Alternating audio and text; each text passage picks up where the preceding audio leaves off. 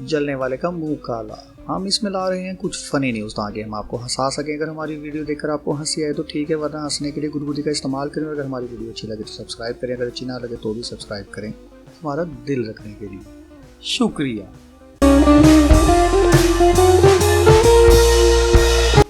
अस्सलाम वालेकुम दोस्तों, आपके नाम मानने पर भी मैं हूं आपका होस्ट जोजो, आपकी खिदमत में हाजिर है मज़े मज़े की खबरें। तो शुरू करते हैं।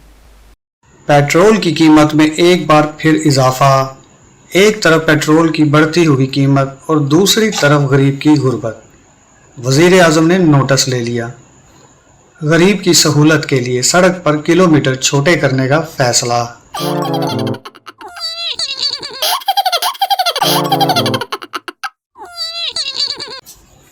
और इसके साथ साथ आवाम को साइकिल का मशवरा भी दे डाला।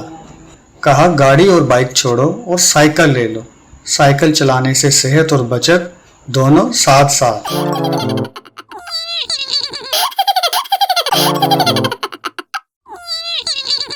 पेट्रोल की कीमतों में रोजाना इजाफे की वजह से स्मार्टफोन इस्तेमाल करने वाली आवाम ने ऐप स्टोर के मालिक से पेट्रोल डाउनलोड करने वाली ऐप बनाने का मुतालबा कर डाला।